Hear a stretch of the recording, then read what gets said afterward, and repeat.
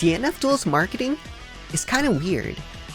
With DNF Duel's release on the horizon, I thought this would be the best time to talk about its rather strange marketing campaign.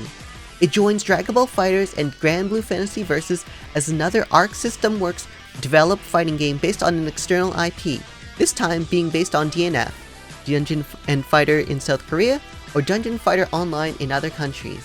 Before we go deep into this, no matter what I say about the marketing for the game, I want to say that I am genuinely excited for this game. I played in the beta and had a ton of fun playing it despite the lobby issues, which we'll get into later. There are a lot of cool combos, the characters feel fun and look amazing visually. I'll be playing it day one and I'm hoping it has a smooth launch and a healthy player base. So, what's the deal with this marketing campaign? Why am I even making this video? I want to go over the strange oddities in the marketing for the game. From the announcement to the long silence afterwards, the big beta marketing push, and the weird trailers with reused footage and choppy frame rates we keep getting. Let's start with the reveal trailer. DNF Duel was announced on December 26, 2020 at Dungeon and Fighter Universe Festival. The trailer is about 40 seconds long and features about 50 seconds of actual gameplay, including Cinematic Super. It shows off 4 of the starting characters: Inquisitor, Berserker, Striker, and Grappler.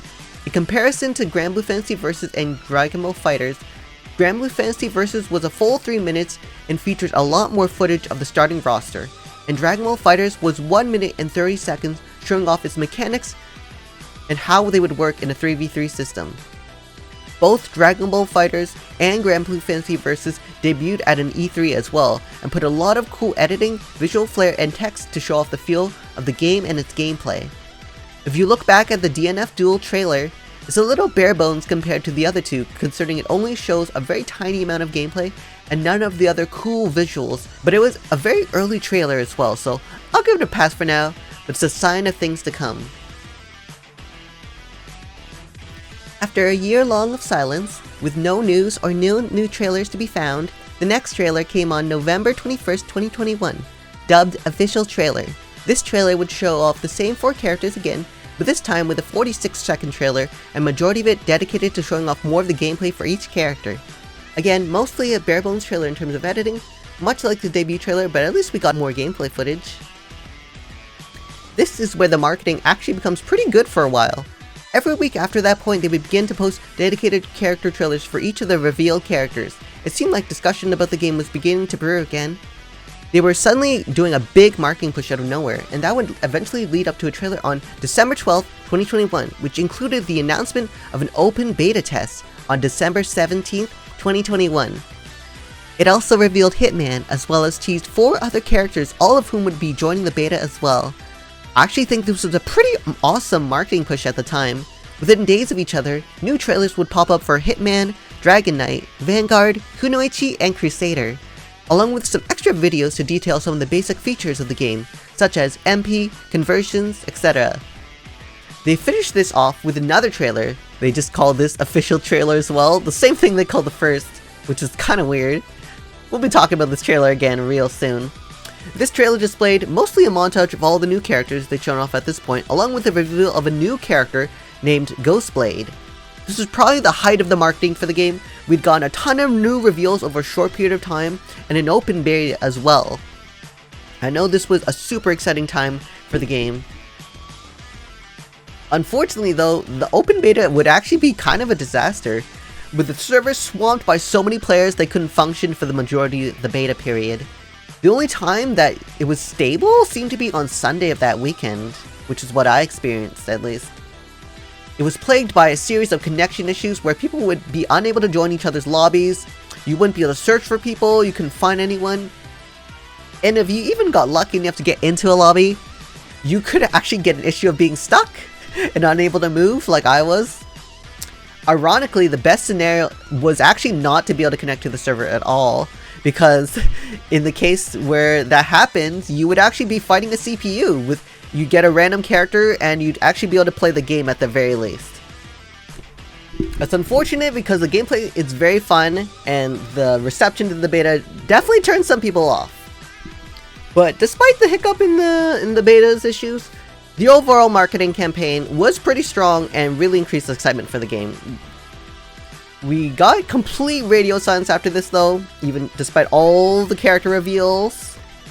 We had to wait a while. We got a few songs on the YouTube channel, a few things from the Twitter, but overall we didn't get much news for quite a few months actually. The first news we got would be a gameplay video of Ghostblade, whom was previously revealed in the December 19, 2021 official trailer. It seemed like we'd be getting another big marketing push again, and shortly afterwards we got a few new trailers, some announcing the Arc System Works World Tour event for tournaments, and also featured the first footage of the new character launcher, though it wasn't much. Along with the announcement of an open beta shortly afterwards to happen on April 1st to April 4th. Thankfully, this open beta went much smoother with very few connection problems in comparison to the first beta, and would allow players to use Ghostblades on top of previously announced characters. About another month of radio silence again as they went back into the Arxis vault. From there would begin a kind of weird marketing push with very short trailers that, in all honesty, I think they could have condensed into one trailer. They were basically 50-second snippets that talked about story mode, practice mode, local mode, and online mode. But individually. A really weird choice, but I guess they wanted to spread the trailers to keep people talking. One of the trailers in particular had some serious rendering issues and features the Grappler fighting a Berserker in a PowerPoint slideshow.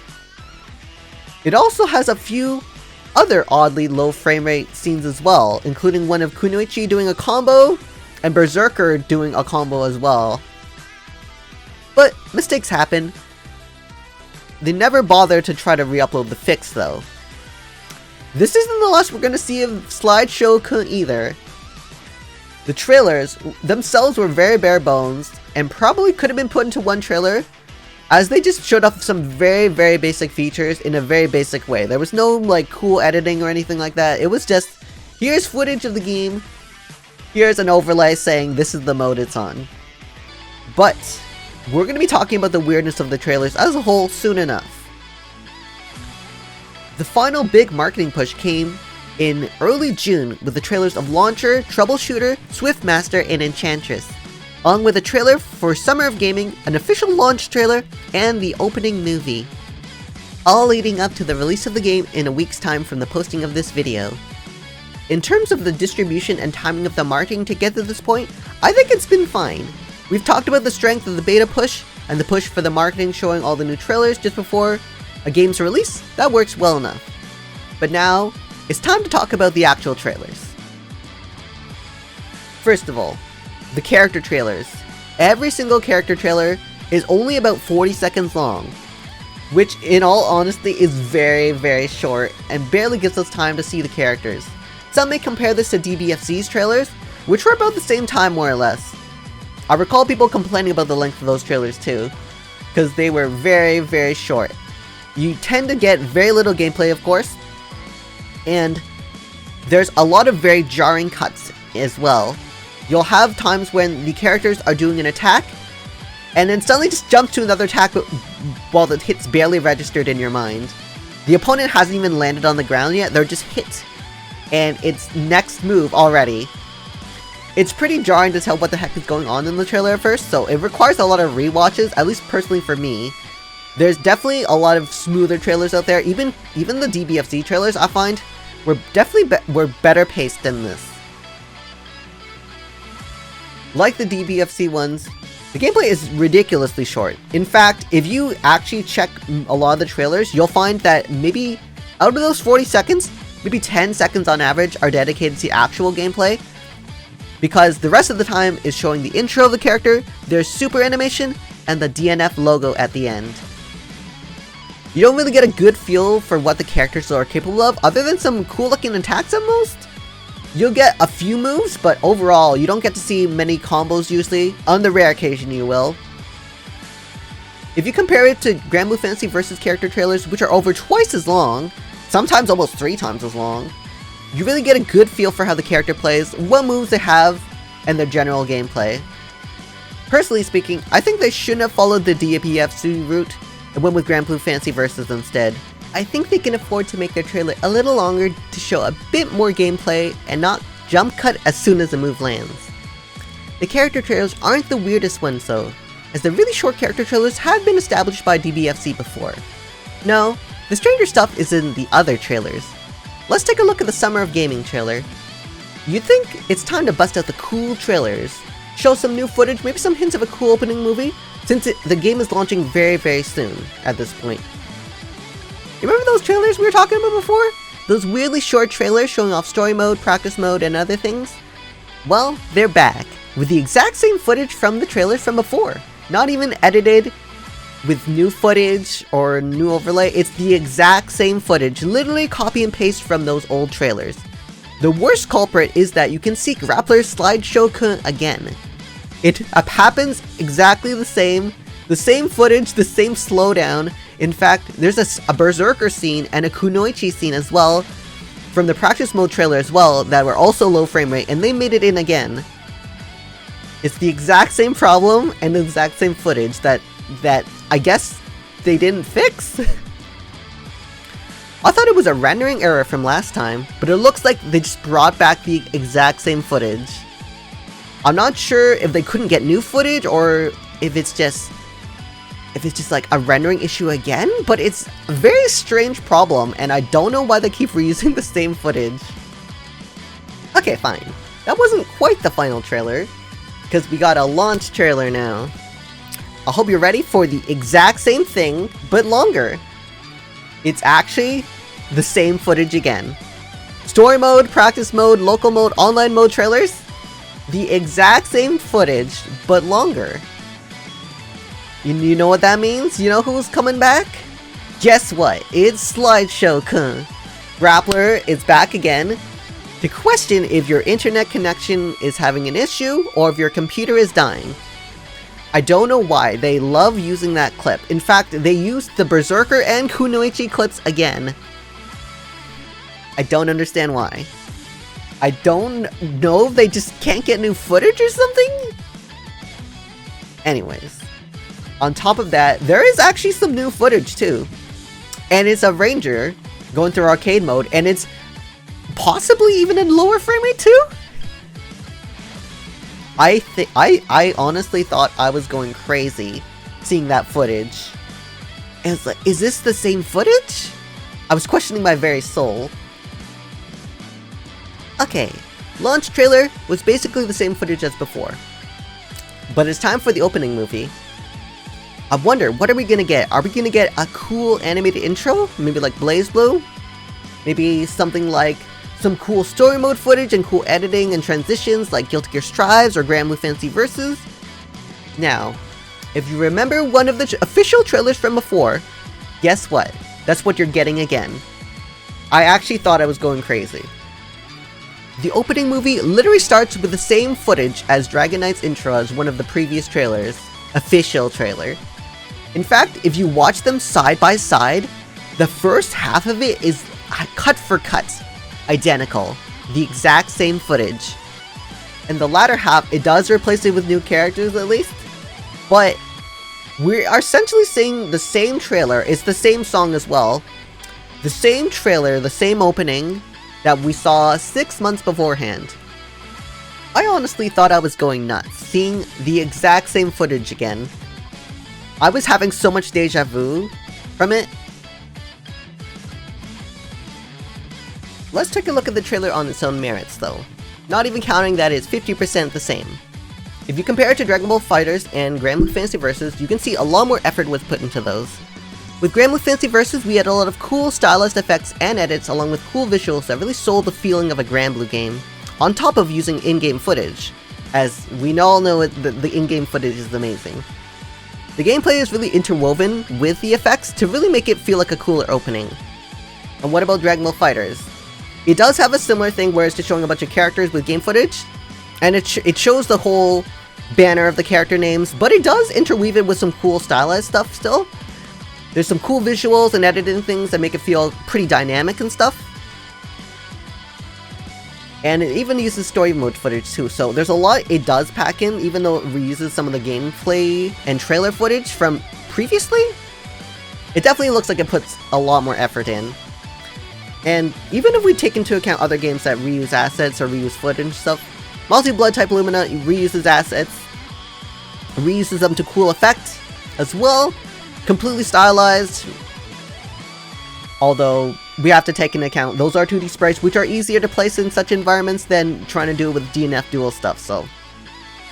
Can't quite compare those, but just thought I'd bring it up. So let's do an overview. We got short character trailers, a lot of reused footage, and a lot of reused footage that is very low frame rate. It's really clear that the game was not given a big marketing budget, so... I'm assuming the editors are doing the best they can, but we never got any editors that gave it cool stylized things.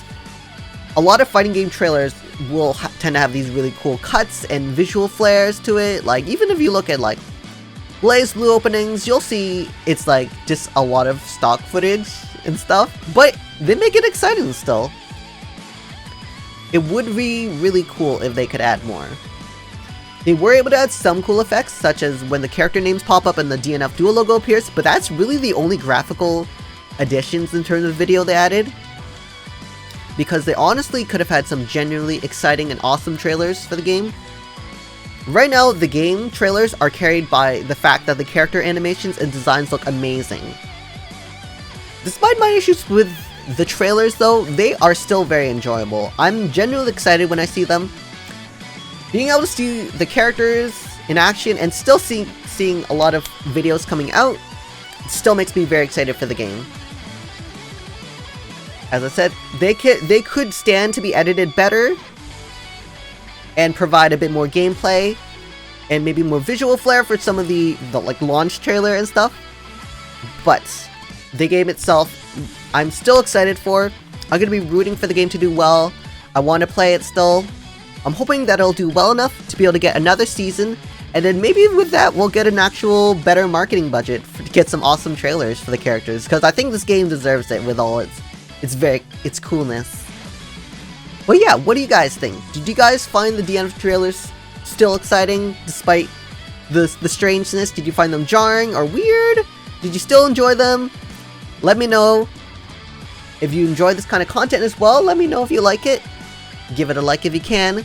This is more of a one-off video, but maybe I'll try to see if I can do more video content in the future. Thinking of doing like a Strive behind the camera thing. And I'll be playing DNF Duel on launch day on June 28th. I'll be streaming on twitch.tv/SerenaPenguina if you want to catch me there. But yeah, I hope you enjoyed the video. And if you're going to be playing the game, I hope you have a blast playing it. Thanks for watching.